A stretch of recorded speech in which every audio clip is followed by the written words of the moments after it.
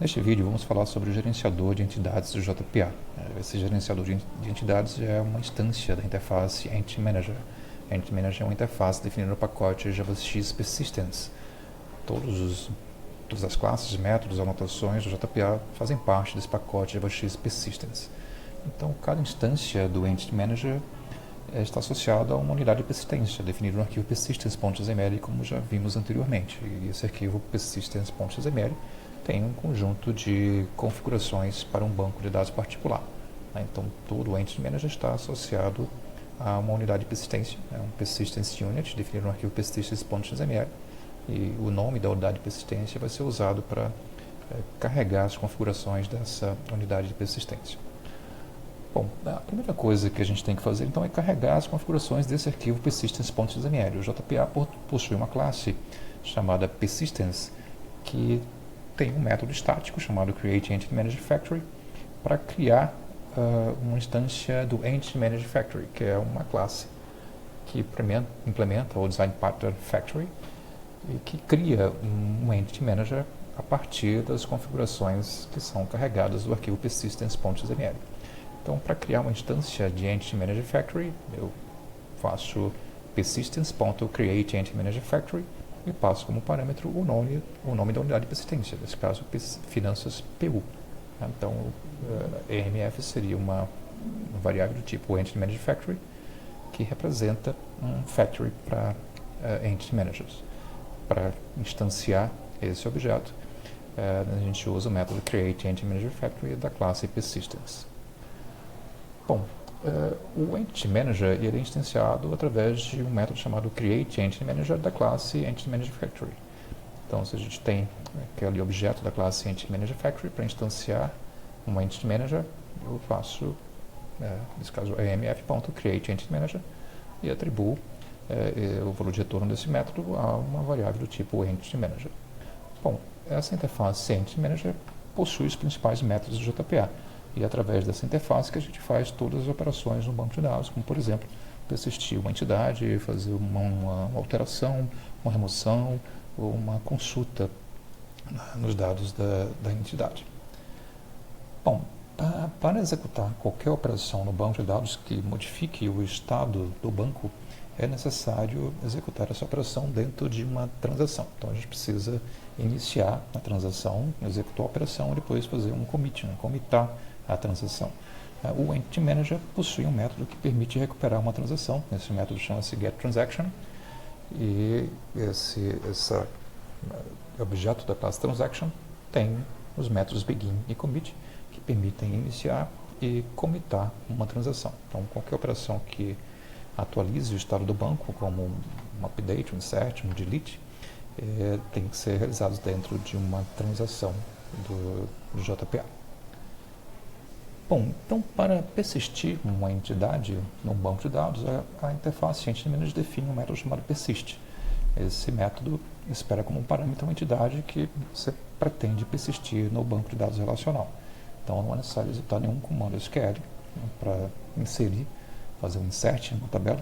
Basta executar o método persist e passar como parâmetro o objeto que você quer persistir, que necessariamente tem que ser uma instância de uma entidade do JPA.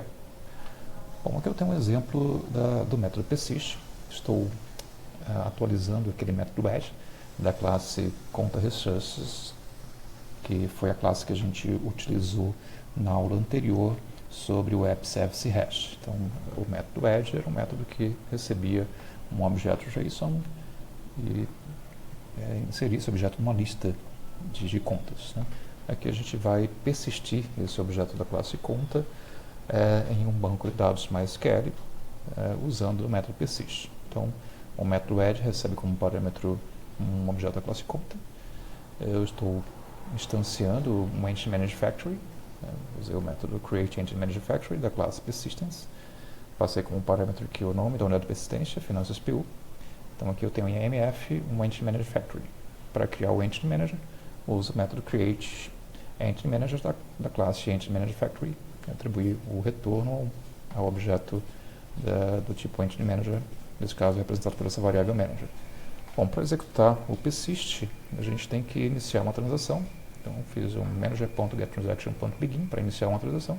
Para persistir o objeto no banco de dados, eu chamei o método persist da interface Entity Manager, passando como parâmetro o objeto que eu quero persistir, nesse caso o objeto da classe conta.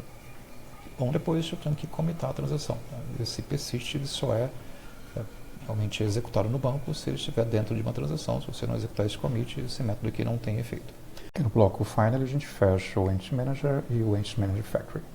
Bom, a resposta é um objeto de JSON gerado a partir do objeto que foi persistido. E nesse caso vocês vão notar que esse objeto vai conter o ID, que é gerado automaticamente pelo banco de dados. O objeto JSON que é passado aqui para a requisição, ele não deve ter o atributo ID, pois esse atributo é gerado automaticamente pelo banco de dados. Bom, para ilustrar isso aqui, eu estou com o Eclipse aberto. Essa aplicação é a aplicação que está disponível no GitHub para vocês.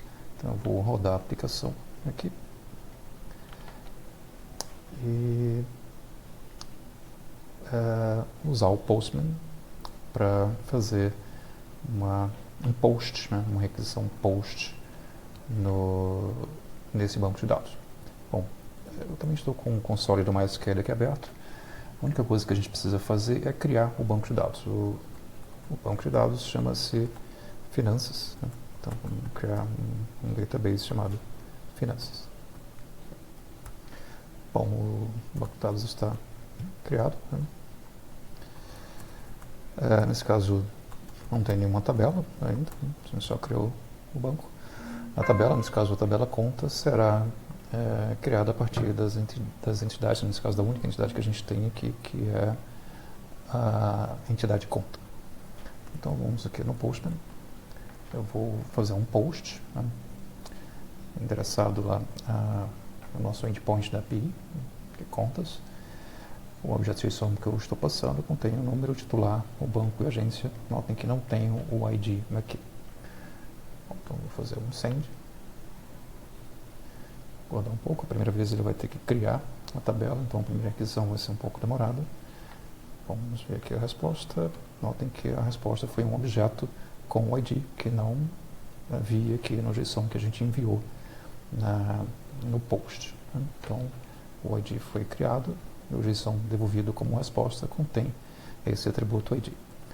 Bom, vamos dar uma olhadinha aqui agora se a gente tem alguma tabela. Notem que ele criou uma tabela conta. O nome da tabela vai ser o mesmo nome da entidade. E os campos da tabela são os campos que têm o mesmo nome dos atributos da entidade conta. Vou fazer um select aqui. Então eu tenho lá o objeto que foi persistido no banco de dados. Vamos olhar aqui o console do Tomcat para ver quais foram as instruções que ele executou. Então notem que eu tenho um create da tabela conta. Então ele gerou o ID, que é um campo do tipo auto-incremento, agência, banco, número titular. Notem que todos os atributos do tipo string ele cria como um varchar e tamanho 255. Isso pode ser configurado, a gente vai ver como fazer isso posteriormente. E aqui tem um insert. Estou vendo um insert na tabela conta dos valores da agência, banco, número e titular. Então, isso aqui foi configurado nas propriedades do Hibernate, do arquivo persistence.xml. E a gente pode, então, ver quais foram as instruções SQL que foram executadas pelo JPA aqui no console do servidor, nesse caso do Tomcat. Bom, como todas as operações que a gente vai realizar necessitam de um Entity Manager, vamos criar o nosso próprio factory, a nossa própria fábrica de Entity Manager. A gente tem um Entity Manager Factory no JPA, mas vamos tentar simplificar um pouco a criação de um Entity Manager, criando uma classe que eu vou chamar de JPA Entity Manager.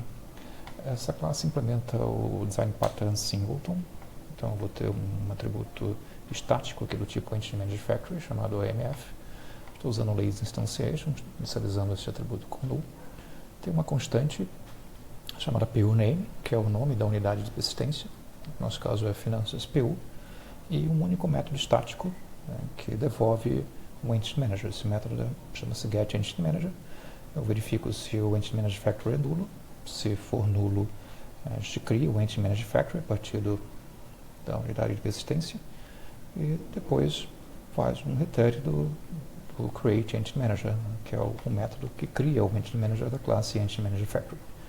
Bom, tendo essa classe, a gente poderia substituir essas duas linhas aqui, né? Uma que criava o Entity Manager Factory e outra que cria o Entity Manager, por uma única linha. Eu uso a classe JPA Entity Manager e o método estático getEntityManager para criar um Entity Manager para uma unidade de persistência já predefinida, que no nosso caso é o Finanças PU.